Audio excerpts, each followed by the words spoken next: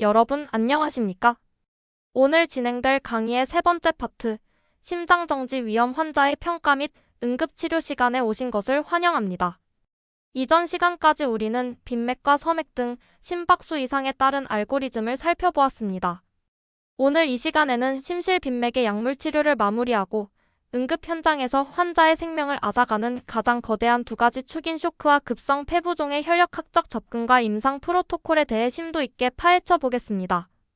환자의 혈압이 무너지고 폐에 물이 차오르는 급박한 상황에서 단순히 병명을 찾는 것을 넘어 환자의 혈관 속 압력과 체액량을 머릿속으로 그려내며 즉각적인 처치를 결정하는 고도의 임상적 판단력을 오늘 이 시간을 통해 완벽히 숙지하시기 바랍니다. 자, 첫 번째 슬라이드부터 시작하겠습니다. 두 번째 슬라이드입니다. 응급 상황에서 환자가 쓰러졌을 때 도대체 왜 쓰러졌는지 병명을 진단하느라 시간을 허비하는 것은 환자를 죽음으로 내모는 일입니다. 응급 상황에서는 원인 규명보다 혈력학적 접근이 무조건 우선되어야 합니다. 혈압을 결정하는 네 가지 핵심 인자를 보십시오. 순환 혈액량, 심장 박동수, 심근 수축력, 말초 혈관 저항입니다. 쇼크가 발생하면 이 네 가지 중 어디에 구멍이 났는지를 파악해야 합니다. 피가 모자란지, 맥박이 이상한지, 심장 펌프가 고장났는지, 혈관이 풀려버렸는지 말입니다. 하지만 현장에서는 침습적인 감시 장치가 당장 없습니다. 여기서 중요한 점은 정밀 검사 결과가 나오기 전이라도 여러분은 환자의 병력, 생체 징후, 그리고 가능하다면 심초음파를 토대로 1차적인 혈력학적 안정을 우선 확보해야 한다는 것입니다. 예를 들어 심근경색 환자라면 순환혈액량 감소보다는 심근 수축력 저하를 먼저 의심하고 대량 출혈 환자라면 수액투여로 혈액량부터 채워야 한다고 이해하시면 됩니다. 세 번째 슬라이드, 심실빈맥 VT의 약물치료 알고리즘입니다. 시험에 아주 자주 나옵니다. 심전도 파형의 형태와 좌심실 기능에 따라 약물이 어떻게 나뉘는지 완벽하게 구분해서 기억하세요. 심실빈맥은 크게 파형이 일정한 단형과 불규칙한 다형으로 나뉩니다. 단형 심실빈맥일 경우 환자의 좌심실 박출률이 40% 이상인지 미만인지가 핵심입니다. 40% 이상으로 심장 기능이 괜찮다면 프로카이나마이드, 소탈롤, 아미오다론, 리도카인을 다양하게 쓸 수 있습니다. 하지만 40% 미만으로 기능이 저하되었다면 심근 억제가 적은 아미오다론과 리도카인만 선택해야 합니다. 다형 심실빈맥은 심전도의 QT 간격 연장 여부가 분기점입니다. QT가 정상이라면 좌심실 기능에 따라 단형과 유사하게 베타차 단제나 리도카인 등을 씁니다. 그런데 헷갈리기 쉬운 부분입니다. 만약 QT 간격이 길게 늘어져 있는 비틀림 심실빈맥 형태라면 일반 약물은 듣지 않습니다. 이때는 특효약인 마그네슘을 1순위로 들이붓고 이소프로테레놀, 페니토인, 리도카인을 고려해야 합니다. 마지막으로 하단의 붉은 글씨를 명심하십시오. 이 모든 약물 치료 이전에 환자에게 쇼크가 발생했거나 약물이 실패했다면 망설임 없이 전기 심장혈통 전환을 시도해야 합니다. 네 번째 슬라이드입니다. 복잡한 쇼크와 급성 폐부종 환자를 마주했을 때 여러분이 밟아나가야 할 단계별 통합치료 흐름도입니다. 이 단계를 순서대로 머릿속에 각인하십시오. 스텝 1 기본 평가입니다. 기도, 호흡, 순환을 평가하고 산소 투여와 정맥로 확보, 심전도 감시를 시작합니다. 스텝 2 체액량 확인입니다.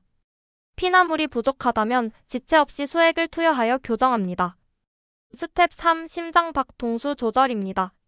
너무 빠르거나 느리면 우리가 앞서 배운 서맥, 빈맥 알고리즘으로 선행 치료를 합니다. 이 세 단계를 거치고 나면 환자의 수축기 혈압에 따라 맞춤 치료에 들어갑니다. 수축기 혈압이 90 미만이면 수액 투여 후 펌프를 강하게 짜주는 노르에피네프린, 도파민을 투여합니다. 90에서 110 사이라면 폐부종 유무를 확인 후 도부타민을 투여합니다. 110 이상으로 혈압이 높다면 폐부종 해결을 위해 니트로글리세린이나 니트로푸르시드로 혈관을 확장해 심장의 짐을 덜어줍니다. 이처럼 수축기 90과 110이라는 숫자가 약물 선택의 절대적인 기준선이라고 이해하시면 됩니다. 다섯 번째 슬라이드, 피가 부족한 혈류량 감소 쇼크와 혈관이 풀려버린 분포성 쇼크의 치료입니다. 이 슬라이드의 스텝 1 원칙은 임상에서 환자를 살리는 가장 중요한 황금률입니다. 쇼크의 원인이 무엇이든 순환 혈액량이 부족한 상태에서 무턱대고 혈관 수축제 승합제부터 쓰면 조직 관류량이 치명적으로 감소하고 심장 부하만 급증하여 장기들이 괴사하게 됩니다. 따라서 스텝 1, 반드시 수액이나 수혈을 통해 순환 혈액량부터 정상화하십시오. 혈관이라는 파이프에 물부터 빵빵하게 채워 넣는 것이 먼저입니다. 충분히 물을 채웠는데도 혈관이 늘어나 있어 혈압이 안 오른다면 그때 스텝 2로 넘어가 쇼크 원인에 맞는 혈관 수축제를 선택합니다. 폐혈증일 때는 노르에피네프린을 우선으로 바소프레신 등을 씁니다. 척수 손상도 노르에피네프린이 주로 쓰입니다. 베타 차단제 중독에는 특효 해독제인 글루카곤을 반드시 기억하십시오. 과민성 쇼크인 아나필락시스에는 에피네프린이 1순위입니다. 기전에 따라 선택하는 약물이 이처럼 완전히 달라집니다. 6번째 슬라이드. 펌프 자체가 고장나서 발생하는 심장성 쇼크의 5단계 어에서 이 진행 과정입니다. 급성 심근경색 등으로 인해 좌심실이 망가졌을 때 환자가 밟게 되는 죽음의 단계입니다. 스테이지 AN 리스크는 위험군 단계로 아직 정상 혈압입니다. 스테이지 B 비기닝은 저혈압은 없지만 목정맥압이 상승하는 등 불안정이 시작됩니다. 우리가 가장 주목해야 할 단계는 바로 스테이지 C 클래식입니다.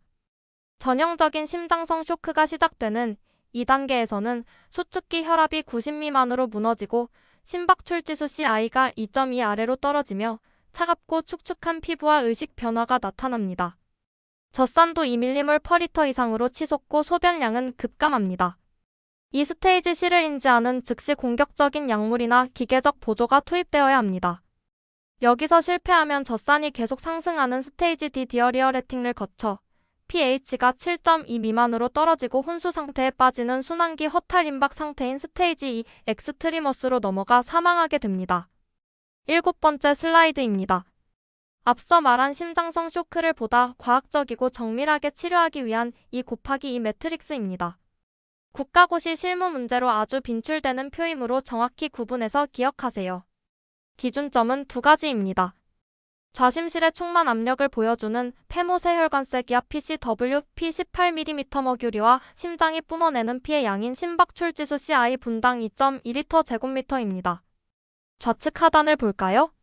PCW P18 이하, CI 2.2 이하라면 펌프는 뛸 수 있는데 안에 피가 없는 순환량 부족 상태입니다. 당연히 PCWP가 18이 될 때까지 수액을 들이부어야 합니다. 우측 상단을 보십시오. PCWP 18초가 CI 2.2초가라면 피도 잘 뿜는데 폐에 물이 찬 폐우열 상태입니다. 이때는 이뇨제를 투여해 물을 빼줍니다. 가장 치명적인 좌측 상단 붉은 박스를 보십시오. PCWP 18초가 CI 2.2 미만입니다. 폐에 물은 꽉 찼는데 심장이 피를 뿜어내지 못하는 전형적인 심장성 쇼크입니다. 이때는 수액을 주면 환자가 익사합니다. 도부타민, 도파민, 암리논 같은 강력한 강심제를 투여하거나 대동맥 내 풍선 펌프 IABP를 즉시 달아 심장을 도와야 합니다. 8번째 슬라이드. 수축기 혈압 90 미만으로 떨어진 중증 심장성 쇼크 환자 앞에서의 즉각적 대응 시퀀스입니다. 1차 시도는 무조건 생리신겸수 250에서 500ml를 빠르게 정맥 투여하며 혈압 반응을 보는 것입니다. 피가 부족한지 먼저 테스트하는 것이죠. 반응이 없다면 2차로 즉시 노르에피네프린을 분당 킬로그램당 0.1에서 0.5 마이크로그램으로 투여해 수축기 90 이상을 억지로라도 방어해야 합니다. 3차 투여로 도파민을 고려할 수 있으며 이 모든 약제에 불응하면 IABP 적용 및 막힌 관상동맥을 뚫는 PCI 관상동맥 중재술을 강행해야 합니다.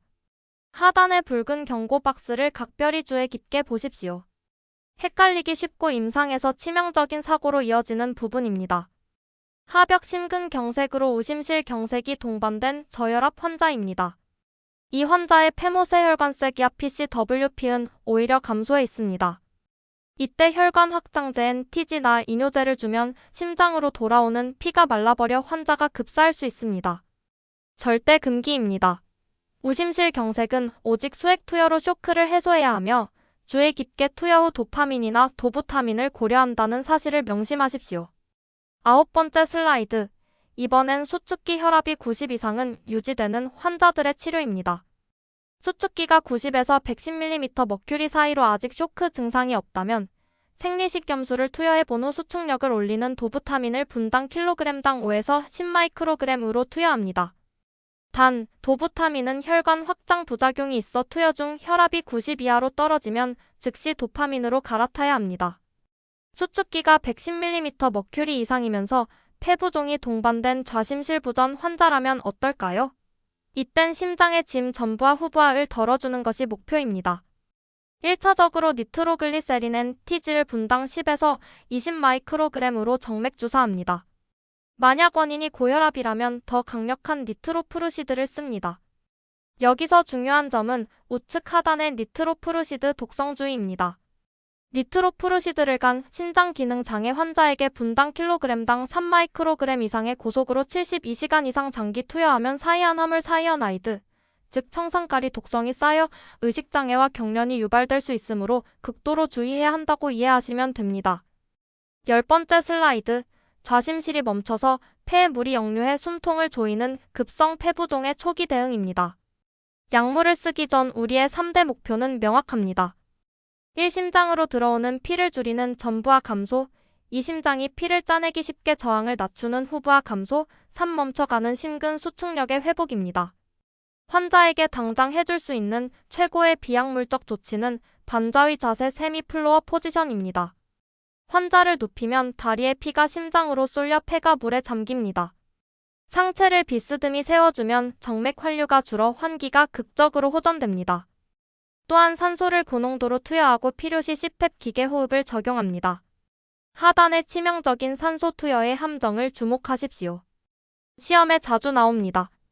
무조건 숨차다고 산소를 주면 안 됩니다. 맥박 산소 포화도가 90% 이상인 환자에게는 산소 투여가 권장되지 않습니다. 저산소혈증이 없는데 산소를 과잉 투여하면 말초 혈관이 꽉 수축해버립니다. 혈관이 조여지면 안 그래도 힘든 심장의 심박 출량이 더욱 곤두박질쳐 폐부종을 악화시키는 역효과를 초래합니다. 11번째 슬라이드, 급성 폐부종을 잡기 위한 최우선 1순위 3총사 약물입니다. 첫째, 니트로글리세린입니다. 수축기 혈압 110mm 머큐리 이상일 때만 설아현민로 0.4mg을 5에서 10분 간격으로 최대 3회 투여합니다.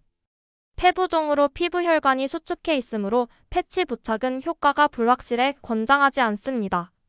둘째, 이뇨제인 후로세미드 킬로그램당 0.5에서 1.0mg 정맥 투여입니다. 이 부분의 기전을 구분해서 기억하세요. 이뇨제인데 오줌이 나오기 전인 투여 5분 만에 정맥을 쫙 이완시켜 전부하를 즉각적으로 감소시킵니다. 본격적인 이뇨 작용은 30에서 60분 뒤에 최고조에 달합니다. 20분 내로 반응이 없으면 용량을 2배로 올려 재투여합니다. 셋째, 모르핀입니다. 2에서 5mg 정맥 투여하는데 이는 혈력학적 효과보다는 환자를 진정시켜 카테코라민 분비에 의한 후부하를 감소시킬 목적입니다. 주의할 점은 모르핀이 생존율을 향상시킨다는 증거는 없으며 오히려 기계 환기 위험을 증가시킬 수 있으므로 필요시에만 소량 사용해야 합니다. 12번째 슬라이드입니다. 1순위 약물로도 폐부종이 잡히지 않고 가래가 끓어오른다면 더 강력한 2, 3순위 치료로 넘어갑니다. 2순위 치료는 정맥 니트로글리세린 투여, 혈압 100 이상 유지 뇌 나트륨 이뇨 펩티드인 네시리타이드를 투여해 좌심실 충만압을 감소시키는 것입니다. 3순위로는 포스포디에스터라제, 억제제인 암리논을 투여하여 강력하게 수축력을 높이고 혈관을 이완시켜 급성기 증상을 완화합니다. 약물 불응 시 최후의 보루는 기계와 수술적 보조입니다. 체외막 산소 섭취 장치 에크모나 IABP를 지체 없이 달아야 합니다. 특히 급성 심근경색으로 인한 심장성 쇼크 폐부종 환자라면 약물에 의존하지 말고 흉통 발생 18시간 이내에 즉각적인 관상동맥 중재술 PCI를 시행하여 막힌 혈관을 뚫어야 생존율을 50%나 기대할 수 있습니다. 마지막 13번째 슬라이드입니다. 오늘 배운 전문 심장소생술 파트의 모든 심혈관계, 응급치료 정수를 5가지 골든 룰로 압축했습니다. 여러분이 현장에 나갔을 때 반드시 지켜야 할 철칙입니다. 첫째, 원인 진단보다 혈력학적 접근이 우선이다. 혈압부터 방어하십시오. 둘째, 체액 보충 없는 혈관 수축제 사용은 장기를 죽인다. 무조건 수액 투여로 파이프부터 채우십시오. 셋째, 오심실 경색 시 니트로글리세린과 이뇨제 투여는 절대 금기이다. 쇼크를 유발합니다. 넷째, 폐부종 환자의 후부하를 감소시킬 때 관상동맥 허혈이 오지 않도록 수축기 백내외를 철저히 사수하십시오. 다섯째, 심장성 쇼크가 동반된 급성 심근경색은 혈전용해제에 기대지 말고 무조건 즉각적인 PCI를 할 수 있는 병원으로 이송하십시오. 여러분, 심장이 먹기 직전에 환자는 낭떠러지에 매달려 있는 것과 같습니다. 여러분의 정확한 혈력학적 판단과 약물 투여만이 그 손을 붙잡아 끌어올릴 수 있습니다. 오늘 배운 이 복잡한 수치와 알고리즘들이 여러분의 피 속에 녹아들어 훗날 위급한 현장에서 반사적으로 튀어나오길 진심으로 바랍니다.